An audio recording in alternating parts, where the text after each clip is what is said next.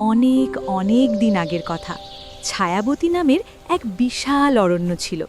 সেই বনে গাছপালা ছিল সবুজ আর বাতাস ছিল নির্মল। এই বনের বিশেষত্ব ছিল চারজন অসমবয়সী বন্ধু: শেরু বা বাঘ, গজরাজ বা হাতি, ভুলু বা ভাল্লুক এবং চতুর বা শেয়াল। প্রাণী জগতে সাধারণত বাঘ আর হাতি কিংবা ভাল্লুক আর শেয়ালের বন্ধুত্ব দেখা যায় না, কিন্তু এদের আত্মিক বন্ধন ছিল ভাইয়ের মতো। সেবার গ্রীষ্মকালটা এলো অভিশাপ হয়ে।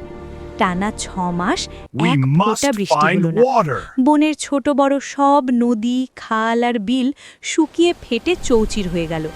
গাছের পাতা ঝরে গিয়ে বনটা হাহাকার করতে লাগলো। তৃষ্ণায় বনের ছোট প্রাণীরা অসুস্থ হয়ে পড়ল। বনের প্রবীণ হাতি গজরাজ একদিন সবাইকে বটতলায় ডাকল।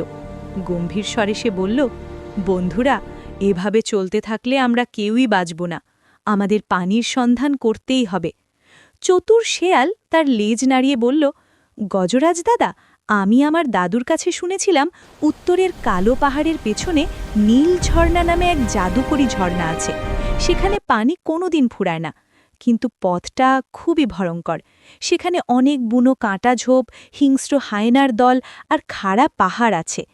শেরু বাঘ তার সোনালি লোম ঝেড়ে গর্জন করে বলল, ভয় পেলে চলবে না, আমি আছি তোমাদের সাথে। চলো, কাল ভোরেই আমরা অভিযানে বের হব। পরদিন খুব ভোরে 4 বন্ধু যাত্রা শুরু করল। কিছু দূর যাওয়ার পর তারা পৌঁছল এক ঘন কাঁটা ঝোপের জঙ্গলে। কাঁটাগুলো এত ধারালো যে শেয়াল বা বাঘের পক্ষে সেখান দিয়ে যাওয়া অসম্ভব ছিল। তাদের শরীর ছিঁড়ে যেত। তখন ভুলু ভাল্লুক সামনে এগিয়ে এলো। সে হেসে বলল, বন্ধুরা, তোমরা থামো। আমার শরীরের চামড়া অনেক মোটা আর লোম অনেক বড়। My skin is thick. Let me handle this. এই কাঁটা আমার কিছুই করতে পারবে না। এই বলে ভুলু তার বিশাল থাবা দিয়ে কাঁটা ঝোপ উপড়ে ফেলতে লাগলো এবং নিজের ভারী শরীর দিয়ে পিষের রাস্তা তৈরি করে দিল। বাকি 3 জন নিরাপদে সেই পথ দিয়ে পার হলো। দুপুর গড়িয়ে বিকেল হলো। তারা পাহাড়ি উপত্যকায় প্রবেশ করল। হঠাৎ বাতাসের গন্ধে শেরু বাঘ থমকে দাঁড়ালো। something's out say there. ফিসফিস করে বলল, সাবধান, বিপদ সামনে। Shh, something's out there. মুহূর্তের মধ্যে একপাল হিংস্র হায়না তাদের ঘিরে ধরল। হায়নাদের দলনেতা লোলুপ দৃষ্টিতে শেয়াল আর ভাল্লুকের দিকে তাকাচ্ছিল। গজরাজ হাতি তখনও একটু পেছনে। হায়নারা আক্রমণের প্রস্তুতি নিচ্ছিল। ঠিক সেই মুহূর্তে শেরু বাঘ পাহাড় কাঁপিয়ে এক বিশাল রাজকীয় গর্জন দিল। হালুম! সেই গর্জনে পাহাড়ের পাথর যেন কেঁপে উঠল।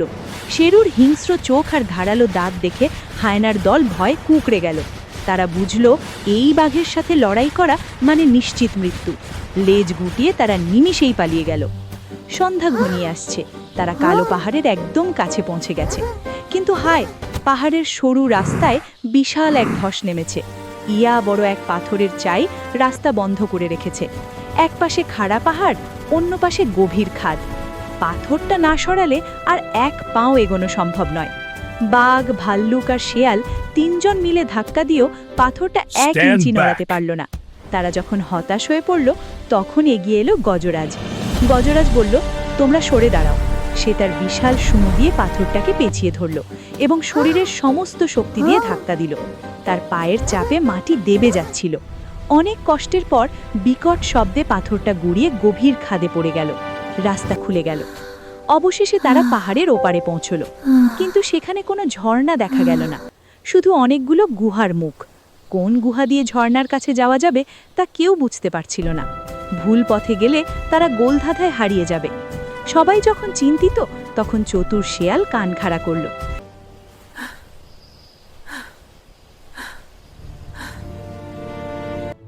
I smell wet earth in this one. সে বাতাসের দিক লক্ষ্য করল এবং মাটিতে কান পেতে পানির মৃদু শব্দ শোনার চেষ্টা করল। কিছুক্ষণ পর সে বলল, বন্ধুরা, ওই 3য় গুহাটা দেখো। ওখান থেকে যে বাতাস আসছে তাতে ভেজা মাটির গন্ধ আছে এবং শ্যাওলার গন্ধ পাওয়া যাচ্ছে। পানি ওখানেই আছে। সবাই চতুরের কথা বিশ্বাস করে সেই গুহায় ঢুকল। গুহার ভিতর দিয়ে কিছু দূর যাওয়ার পর হঠাৎ তাদের চোখের সামনে এক স্বর্গীয় দৃশ্য ভেসে উঠল। চাঁদের আলোয় চিকচিক করছে নীল রঙের স্বচ্ছ পানি। ওপর থেকে ঝর্ণার পানি গড়িয়ে নিচে একটি বড় জলাধারে পড়ছে। 4 বন্ধু আনন্দে চিৎকার করে উঠল। তারা পেট ভরে ঠান্ডা ও বৃষ্টি পানি পান করল। গজরাজদার সুরে পানি নিয়ে সবার গায়ে ছেটালো। বাঘ আর ভাল্লুক জলে দাপাদাপি শুরু করলো। তাদের সব ক্লান্তি দূর হয়ে গেল। পরদিন তারা বুদ্ধি করে বড় বড় বাঁশ আর গাছের খোলসে পানি ভরে নিয়ে বনের বাকি প্রাণীদের জন্য রওনা হলো।